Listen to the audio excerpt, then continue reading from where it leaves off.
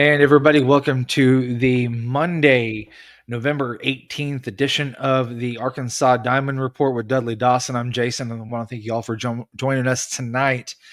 It's been a little while since we've been on here, Dudley, hasn't it? Yes, it has. There's been a little bit going on. Not a lot, I'd Mhm. say, but a little bit, and certainly some things to go over and kind of turn the page a little bit on some. Yeah, it is. Last night, just kind of ripped the Band-Aid off for just a second. 101-52. It was an outmanned or outwon, huge height difference. You name it. That was the deciding factor last night. Now, I haven't seen a Mike Neighbors team. I wouldn't say not play that well or that bad, but I would say that I haven't seen a Mike Neighbors team out personnel like they were last night in a very long time. Yeah, certainly, and they competed there early. Mhm. Got down 15-3, I think it was, and got back within 4 points, I think, at one point, and then the talent Mhm. of UCLA and the depth just warded them out, literally and figuratively. I mean, when you got 6'7", 6'4", 6'4", and one of the 6'4s can shoot threes, and they get Yeah. 15 points in the first half. And we all know this is not an Arkansas team that is loaded. It is a brand new, inexperienced one. They're learning how to play together. They've been able to get some wins, in large part because I think of Jenna Lawrence and obviously Izzy Higginbotham being able to get them some points. But besides those two and Vera, you really are having trouble, putting a lot of points on the board. And Kiki Smith has shown the ability to do so, but hadn't been as consistent at it as the other two have. It's a season, and had talked to him and had a story up before yesterday's game about how he wants his team to get better as the year goes along. Well, that has to be the case, obviously. It does have to be the case because, I mean, starting out this season, they're 3-2, 1-1 on the road. I don't know, and I hate to say it this way, but I don't know if they can go any further, go dip down any further than what they are right now. I would hope that this would be rock bottom for Coach Neighbors, maybe to get some points across that he may not have been able to get across in practice, saying, "Hey, this is what we've been preaching. This is why this was going to work. This didn't happen, and this was the end result." Yeah, and I think there's certainly the ability for growth, and that's one thing Mhm. he's preached. But it is a situation where if you lose five starters and another young lady who's coming off the bench, and the worst thing being that you're losing them, and some of them are going to other schools inside your conference. Yeah. It's a bad look. You're going to have to figure out a way to be able to handle this. And so far, they've been able to beat the teams they should beat, but not necessarily the ones that that they don't have as big. They have such a margin for error. Let's just say that. Yep, they do. They did have a good comeback, come from behind win against Euler. Uh, was it? I do believe it was last week before last. Last Um, Monday night, and it would have been a horrendous loss for them. Not because ULR or Little Rock isn't that good, but because of the way they were playing up until the point that they were able to get going in the second half. yeah, and speaking of second halves, I do have to say that Ladybacks last night, I mean, they were even with UCLA. I know that it might have been more scrub time than anything else, but I mean, 14-4, they were tied 14-14 with them in the fourth quarter. Really, the deciding factor of this game, I think, was the second and third quarter, where they outscored Arkansas. It was 57-22, and you cannot have back to back quarters like that. Yeah, those are not the things that allow you to win games. And Hold on just a second here. Get him back on. There you go. I got you, Dudley. Oh, okay. The one of those things that you, as I said, the margin for error, and you are not going to outscore a team. This is a team that's going to have to survive on defense. It's going to have to survive on matchups, and kids playing the roles really. And you still, if you put all those other things together and you don't get, and you still don't have the talent, then there's some games you're just not going to be able to win. Yep. One of the things, and I feel like UCLA really set the tone literally from that inbounds play in the first quarter for the rest of, or at least for the first 3 quarters after that, because if you look back at it, there was inbounds play, and you had 3 Ladybacks guarding 2 UCLA defenders. Arkansas defender moved off of her man, went to help with the two UCLA Bruins, and the UCLA the lady underneath just literally turned around. They threw the ball to her, and it was an easy 2. It was really wasn't contested. I mean, listen, Izzy Hickenbottom, she's great, but whenever you put her against somebody that's 6'4", 6'7", you're not going to have any room for error. So whenever you have inbounds play like that was executed so easily, it sets the tone for the game. That's where you have to sit there and go, okay, what are we going to have? What can we do different that we can make this work? And I feel like Mike tried last night. It's just that the difference in skill was on display last night. Yeah, and not only is UCLA really, really good, they lost to the Sweet 16 to LSU last year. I've been to the Sweet 16, I think, both of the last 2 years. They've actually added more talent to what they had last year, and although Kiki Price had not played before last night, that's another addition they're going to have. Got 2 5-star guards that had been minding the store while she was, coming up and getting better. Health-wise, it's still one of those things that you really can't, figure out ways to stop them if you don't have the athletes to do so. Yep. And also, I do want to give a shout out. Carly Keats, she had 10 points, and looks like 5 rebounds and 1 assist last night, and a steal. So she was kind of filling up the stat sheet. Also, Izzy Hickenbottom, 15 points with 3 rebounds, and 3 assists. So those were the 2 bright spots, really. And then Jada Bates, she added 9 points off the bench. You got to get a little bit more bench production. I mean, 14 points off the bench isn't really going to cut it. And I think that is Mike going to continue with just an 8-person rotation, or is he going to kind of expand that if he can? Well, I think similar to Coach Muss, if you had the ones that you trusted and could get enough out of them, then you add more to the rotation. But he's not going to keep Izzy from playing 40 if she has to. He's not going to keep Jill Lawrence. You've got some of the taller girls on the team that are going to have to play some minutes because you'll just get rubbed inside if you don't. I mean, UCLA is a great rebounding team, and that was proven again last night against the team, Arkansas, that it is not their strong suit. Looking ahead too, you got ORU that they'll be here on the 21st, which is Wednesday, 6 p.m. on the SEC network, which I think that's great. You can be able to go over and see the Ladybacks play on the SEC network.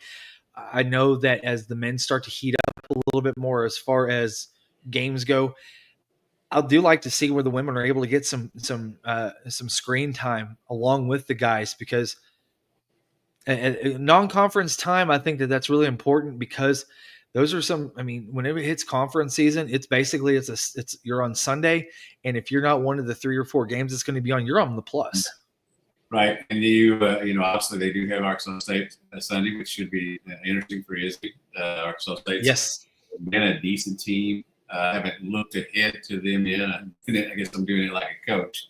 I haven't looked ahead to that yet, but looking forward to being in Sunday afternoon watching them. As you said, it's always good to be able to watch games, and it was good last night to be able to watch it on the Big Ten Network. And it was, as we said, it was competitive early, but it gives you an indication of just how far they are from where they want to be and need to be. Yep. I'm kind of looking at Arkansas State here for just a second. I think this is pretty interesting. Their last 2 games, they've scored over 100 points. Arkansas State has. They're 2-1 on the season. They beat Arizona State 196, and then Mississippi Valley State they beat 114-54. Those two wins, I mean averaging. Might be missing as much as people thought, I guess. I know. I mean, when your first game they lost 61-58, that was kind of a heartbreaker. I do believe that was to Western Michigan. I'm looking at it here really quick, but then they bounced back and 4-point win over Arizona State, and then that huge 60-point win over Mississippi Valley State. Actually, it might have been 70 points, 60 points. So, like you said, they may not be missing Izzy as much as some might have thought over in the eastern side of the state. But at the same time, I'm glad that Arkansas's got her, because honestly, if they don't have a leading scorer, and you're looking at Carly Keats at that point. Well, they might have one win if they didn't have her. I mean, let's just be honest about it. The elementary day game, screaming kid game, as they call it. Probably could have had through that one. The other one, she's been so important to them.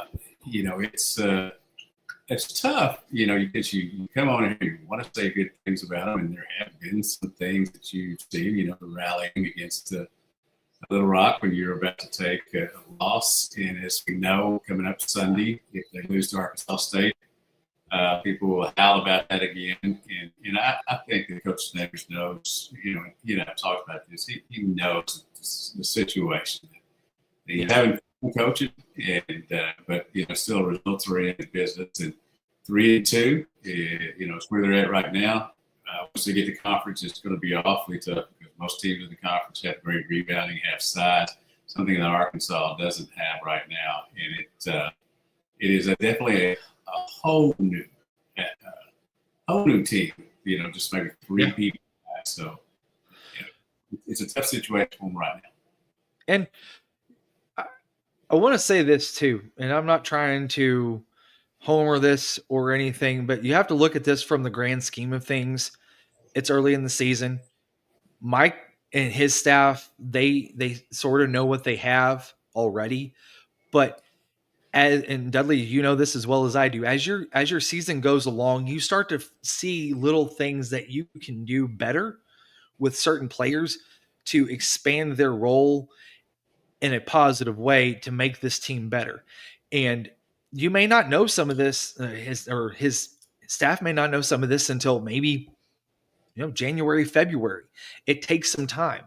This isn't the end result. The end result's in March, and that's what they're building up to. So I'm putting some rose-colored glasses on for just a second, and I want to see him succeed. I want to see these ladies succeed too, because listen, that's what they're there for, and that's what it's all about. And I really want to see them succeed. Yeah, I mean, that's just going to take it, theoretically, with my football team, which, really sucks right now, but they're still my football team. That's why I'll still wear a shirt on game day. I'll still watch most of the game. We'll see if I watch all of it. Watch most of the game. Obviously, Arkansas is playing Pacific and men's basketball at the arena right now. Arkansas at 32-25, 7 minutes left in the first half. Obviously, that's more points they put up in the first half of the these games. So at least offensively, we could look good tonight. And I want to say this too, Dudley. And this is what I'm really kind of surprised at, because I expected we had some folks that were going to jump on tonight. I knew that we were going up against the men's basketball game. We're going up against Monday Night Football tonight. We've got quite a lot of people actually watching tonight, which I'm excited about. Talking about Mike Neighbors and the women's team. We're going to talk a little bit about football. Oh, speaking of that, what in the hell happened in Jerry World before the game this evening? Part of the roof fell down. Figuratively, the roof has been caving in on the Cowboys all year, and I guess literally it did not. Well, I'm glad that it doesn't clip Jerry, because I'm sure that there's plenty of Cowboy fans at Razorback Stadium that were ready to clip him this weekend whenever they were recognizing the 64 team during halftime during the one of the timeouts in the second half this weekend. Yeah, obviously they dubbed themselves as America's team, have for a long time. But playing Texans tonight, Texans are a better football team, and jumped out 7-0. I'm sure they'll go ahead and win.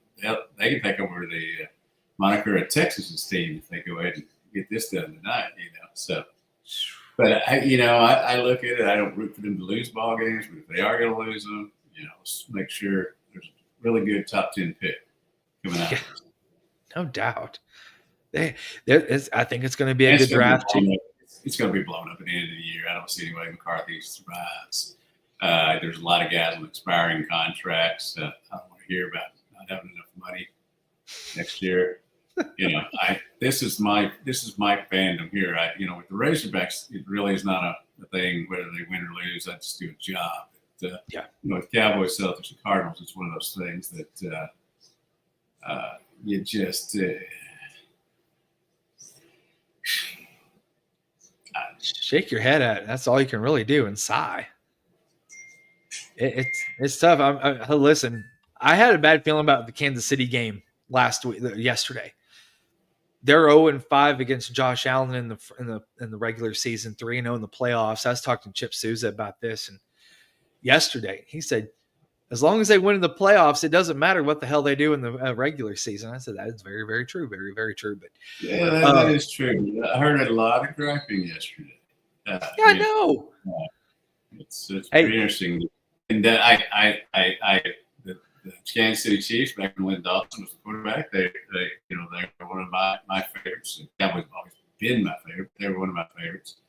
And, for the longest time, they really were not very good. Made a great draft pick, obviously, getting Mahomes. I think a lot of people forget he wasn't a number 1, number 2, number 3, whatever. They made a strategic move, and that's been the deal. But get mad now. Your fans get mad now because everybody doesn't like them. Well, that's what winning breeds contempt, baby.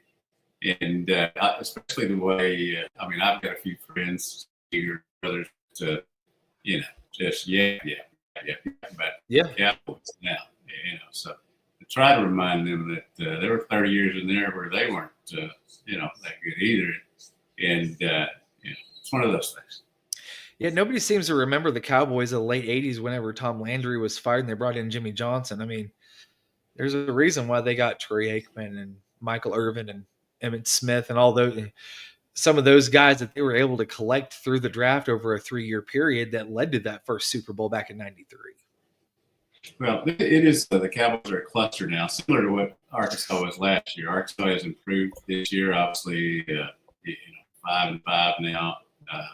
Louisiana Tech wins a game last week, and it's going to come in here. I know they've had narrative changing games a lot this year. That would be another narrative. That would be Northern Illinois and punt thing if that happens. Zach Zimos, who was a young man that came here and played for a while, and transferred to Louisiana Tech. He's one of their better defensive players now. Looking forward to seeing him. You like to see youngsters that you covered growing up before they get to college be able to succeed, and he made the right decision for himself. He did. Even Sam talked about that this afternoon in his press conference about seeing Zach and coming back and playing here for a little while. He said that they run the ball a lot more effectively. Mm-hmm. This last half of the season. They're not quite the team that they were at the first half of the season, and they might be a little bit better than what the record indicates. I think that a lot of fans have kind of thrown this towel in as the last home game of the season. It's Louisiana Tech, and Arkansas is going to hit 6 wins and get to a bowl. And that's not guaranteed. People have to understand that.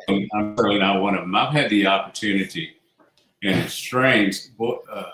The Louisiana Tech has played on Tuesdays and Thursdays a lot this season, and I've caught a lot of their games. They usually are very competitive in the game. Yes, they just won 12-7 last week, lost 9-3 the week before. They've had some times when they put up some points. Overall, it's not like Arkansas, it's not where Louisiana Tech wants to be coming into this 4-6, and Arkansas 5-5. They're going to come in thinking they can win because there is no intimidating presence here anymore in terms of, Arkansas walking out on the field and the other team cowering. When it's been, even a non-conference opponent in one of these so-called buy-in games. And so Arkansas had better play well. They're going to have some guys, back, some others that aren't going to play. This has been a case a lot this season. Mm-hmm. It's still, I don't care who the opponent is, it's still going to matter on your execution and the takeaways and turnovers. And that has been the case with them all season. Really has been the case with them for a couple of years now. They have played better at home. Obviously, I give our colleague Jerry credit for he was turned to me last week and said, "Have you ever seen a team lose at home? As bad as Arkansas has, at home this season." And I reminded him I was a Cowboys fan, and so yes, I have. I mean, I have to admit it's funny people making the joke that Jay Paul now has one more win in Cowboys AT&T Stadium this year than the Cowboys did. But not something I love, but that's funny. That's fun. That is a very interesting thing. I'm gonna tell. Did you try to watch that fight? Yes, I did. There was a lot of buffering going on before the fight. Amazingly, as they stepped to the ring, I think enough people got off of it. The bandwidth allowed me to watch it, so I did get to watch it. Kind of sad. I mean, I think everybody outside of Jake Paul fans, which has to be a small number, wanted to see him go down. But when you look at it realistically, there's a lot of things. I'm 61 now. A lot of things I can't do. And even fight a novice boxer would be what I do. And it sure looked scripted. Yeah. And it's sad for us to watch. I was hoping maybe one lucky punch might put him down, but I will give Jay Paul this. I've never been one of his big fans, and I need less of a fan of his brother, Logan. But he did act right after the thing. He appeared to be as humble as he could, and I was surprised he was as humble as he was. Really. Yeah. I enjoyed that, even if I'm glad that it wasn't a pay-per-view, that it was a Dudley had already paid for Netflix and got that deal. I wouldn't have paid for it. You've got to have quite the bout if you want me to pay for something these days. There was enough people back in the 80s and 90s that got burned by Don King and Mike Tyson for those $60 pay-per-views that lasted 30 seconds. And yeah, they knew. I think that even Tyson knew, it was like, if this is going to happen, this is going to have to happen on a platform where it's not pay-per-view, honestly. To me, boxing was in its heyday during the wide world of sports era when they were swinging on Saturday afternoons. That's great. My late dad and I, that's one of our loves, was going to see boxing matches. We actually went to the Larry Holmes Jerry Cooney fight in Las Vegas. Really? When that happened, there back in the 80s, and that was a fascinating experience. It's just it was much more entertaining than Friday. Well, I want to talk about this. Also, I do know where a lot of those people were that was able to allow other folks to jump in because of the buffering part. I was on Twitter, and I happened, because I follow Antonio Brown. I kid you not, that guy had 5.5 million people on his Twitter account watching it live from where he was sitting at. And I know that even following him is suspect at best, but the fact that he had 5.5 million people watching live because Netflix was down had me in tears rolling. It was so funny. And not his biggest fan, but you sent me the text about that, and I got on there just in case. Yeah, I saw that, because that was the first thing I thought was, well, hell, if you can't get it on the TV, you got to find somewhere else to get it, and everybody else was on Twitter live streaming it at that point. So really quick, I want to talk about this because we got a few more minutes left. I want to talk about that Texas game. Arkansas doesn't have the 2 turnovers, and I really feel bad for CJ Brown. Kid had the ball, and that tunnel screen just didn't secure it. It could have led to a Razorback touchdown. You feel bad for the kid just because the fact that he did finally make a play, but unfortunately he also, dropped the ball too. Despite the 2 turnovers, Arkansas was within 10 points. Otis has talked about this, that he would rather Arkansas face Texas than face LSU, felt that was a better matchup. That was the case. Quinn Ewers, and I, for one, and I don't want to speak out of turn, but I think you might have been a little surprised also seeing, T. Will going into a 3-high safety, which completely confused Quinn Ewers in that first half. Yeah, and Coach Stark talked about that in the post-game locker room that I was in, and he clearly was just happy to get out there for the win. They did play great. They knew they weren't going to be able to run free like Ole Miss did, and they knew that they would have to find ways to win it. And the ball spinning out of bounds late was maybe the last shot there.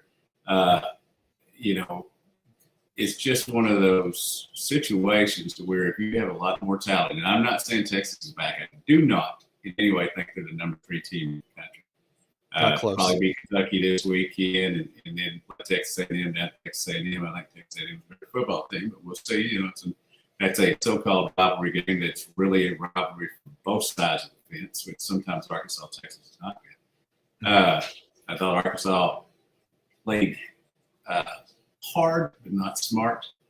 Obviously, a lot of drop passes in the first half, a lot of passes that shouldn't have been thrown in the first half. A lot of different things that you question there, and that's what happens when you have your shot and don't pull it off. Yeah. But for all that's happened this year, you got to look forward and try to win this ball game. I thought it was interesting.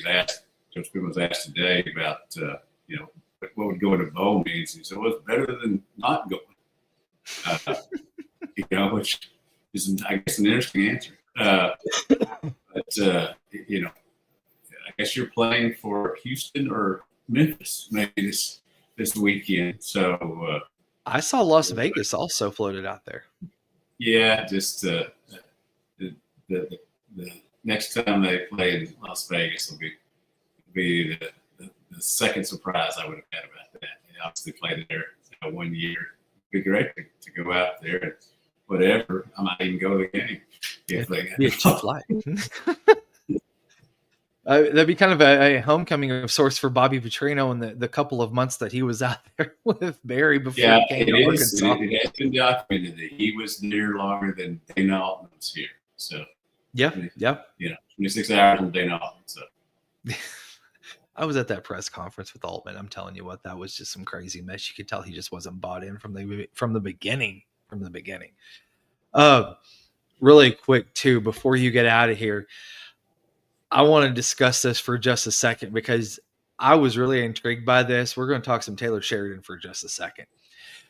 I watched Landman last night, and I saw your post on Facebook, and I thought, man, if there was ever a role for Billy Bob Thornton to play, he was born for this role. And I don't even think he's acting in a lot of this. I think he's just himself. Yeah, I mean, he may have written a lot of those lines to Taylor or whoever. As you said, it's a perfect role for him. I remember before he became a big star, he used to come to Arkansas games, come in the locker room. It certainly came after he did Sling Blade and all that. He really gave most of his really notoriety after they won the national championship. But it's one of those things that I've always enjoyed his work. I am not sure that hanging out with him would be maybe the right thing for me. Because he's an interesting fellow, but maybe if I took a group. Man, I'm telling you, I saw him with that do-rag on. He's wearing all over the place. Yeah. I was like, what the hell is he doing? My beautiful wife, Patrick, was during those, during the lead ups to it and all that. What are we doing here? Yeah, the earring, the do-rag, and I wear what you want, but I didn't get it. I was watching it last night. My youngest walked in the room, and for a second, and she's like, "Who's that guy?" I said, "He's from Arkansas." She goes, "God, he looks like it." He will turn 70 next year. It's hard to believe. Man, I'd love to be as spry as he is at 70. That's a life goals right there. Gee, many Christmas, man. Yeah, if you haven't watched Landman, I very highly recommend. Yeah, make sure that you ain't got the little ones in there though. That is for sure. Yeah, yeah. Well, Dudley, take care, man. And we had a couple of comments on here. I'm going to be honest with you. The reason why I didn't throw those up there tonight, it was more of benching Taylor Green for Malachi Singleton to see what he has in the last 2 games of the season. There's been plenty of I personally think there's been plenty of work for Malachi as far as the backup role goes, because Taylor's got 1 more year here. If that's going to happen, that's going to happen over the spring and the summer. Yeah, I'm sure Taylor is one of the 6 guys that Coach Pittman talked about would be in his office right after the season's over at Missouri. And they want those 6 to come back. He's going to give them, tell them what their draft status is and all those sort of things. So that'll be something interesting to watch. I'm sure Otis will be all over that. But the Malachi Singleton thing, I think we've seen he can be a very good quarterback. He certainly has not a lot of experience on the college thing, but it's been good to get him there. I know everybody has their opinion on whether Sam Pittman should be fired or not fired. But in this situation, if you think the quarterback should be changed, you're questioning Bobby Petrino's decision, not Sam Pittman. Yeah, because that's the thing that even Bobby talked about at halftime going into the tunnel, was that they needed to run the ball more. And that's exactly what Bobby did. Bobby got Taylor's eyes off the safeties and back on the ends where at the line of scrimmage. And that's where Arkansas had success in the third quarter. They won the third quarter. That's what got them back in the game. And if you think about it, that field goal was towards the first part of the fourth quarter, which I would say would kind of a carryover from the third. But the thing is that you have to get Taylor's eyes where he feels comfortable and he doesn't come back over in what Jerry talks about, looking like a big-eyed deer with headlights coming at him. And that's what happens whenever he gets out of his comfort zone. Bobby is starting to put him in areas. And listen, Bobby and Taylor are still they're feeling each other out a little bit as far as what he's able to do well on the field whenever live bullets are firing. And Bobby's first year, a lot of people forget they didn't even have a winning record. Well, we will see a couple of things on that. We will see if everybody's around here for year 2. But I thought going into the season, many people thought that Taylor was a 2-year situation in becoming a better quarterback. He had a lot of talent, a lot of potential, but that not everything was there. And working with Coach Petrino would help him, and I think it has, although he looks gun shy a little bit to me now, although I would be too if I had people coming at me so much as he does. The second thing would be that, I'll just talk about the billboard, whoever did that, cool. But when you're doing that at the coach, you're really doing it at the team. And I'm not saying they would have won if there wasn't a billboard on the way to the ball game the other morning. I'm certainly not saying that. I think Texas, I expected Texas to win a lot more handily, but I just, I try to understand and be objective about things, and you can be thoroughly frustrated. But when you do something like that, first of all, it means you got a lot of money on you, and second of all, it means you get a lot, I guess a lot more angst than I have. I can complain, about the Cowboys. I'll do for probably the next 3 or 4 days, next 3 or 4 months. But, at times you just got to realize what the situation is. I did like it, and before we wrap up here, I did like Alyssa's tweet. Why don't you spend that on NIL instead? Spend it on those guys. To me, when a fan puts up a billboard like that, flies a plane that has a slogan on the back of it, "Fire Houston Nut," get rid of Sam Pittman on the side of the road, that tells me that person is looking for they're looking for attention. They're wanting to be seen, and they feel like their voice isn't getting heard.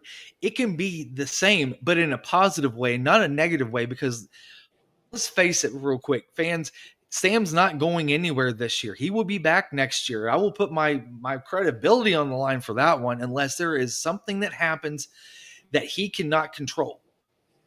He will be back next year, and fans are just going to have to suck it up and like it. I'm not ready to go there just yet. I think that there are two different camps. I've got two different ideas about what to do.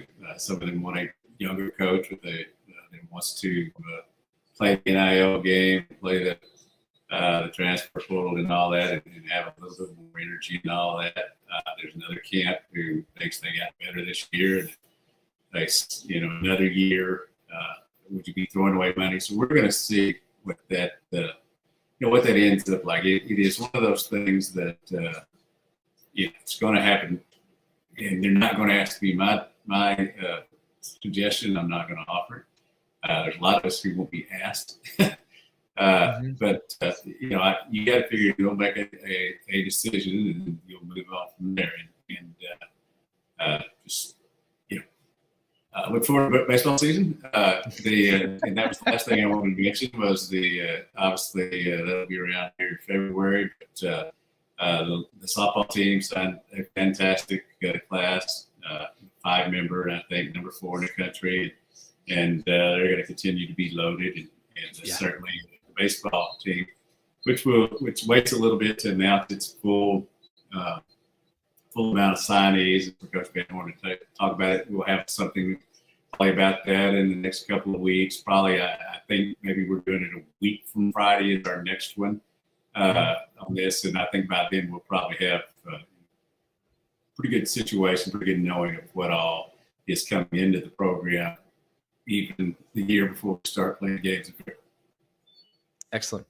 Well, Dudley, man, I'm going to get you out of here. You got some Cowboys to watch. Hopefully they take care of business against the roof. There was a 3rd episode out tonight of Law Minute. We watch it instead. But of course, I got the whole Buffalo Wild Wings or whatever situation here with all these TVs in the living room. Thankfully, my wife, acquiesces to that. But Arkansas 44, Pacific 37 at halftime. There you go. Lifetime feedback from Dudley on that one. Y'all take care. Dudley, I'm going to get you out of here. Sky is not falling, but hopefully the Cowboys win tonight. So Roof is. Maybe not the sky. Roof is falling on the Cowboys, literally and figuratively. Y'all take care. Have a good night. What's that? I said, how about the Celtics? That's going to be your war cry now for the next 6 months. That and Vegas Knights. Those are, my other two teams are in what they're calling reimagining phases. I call it losing seasons. Yeah. All right, y'all take care. Go Hogs. Y'all, it's time for some damn good tacos in college football. We're excited to announce our title sponsor, Torchy's Tacos, for the Arkansas Football Report with Otis Kirk, and the new addition to the Hogville.net family, the Arkansas pregame show starring former Hog running back Marshall Foreman, hosted by Jason Pattison. If you're looking for a place to unwind and call the Hogs, Torchy's is the place. Torchy's location on MLK in Fayetteville is the proud host of the Arkansas pregame show, and it will air 2 hours prior to kickoff of each Fayetteville home game. The Arkansas Football Report airs every Thursday at 7 p.m. in Rogers. Check out the full-service bar on the patio or in the restaurant while you cheer Arkansas on to victory. Torchy's has you covered with the daily drink specials or the taco of the month with their queso that's made in-house fresh daily. Torchy's has 2 convenient locations in Northwest Arkansas, which happen to be the only 2 locations here in the great state of Arkansas. They have you covered for some damn good tacos, and go Hogs.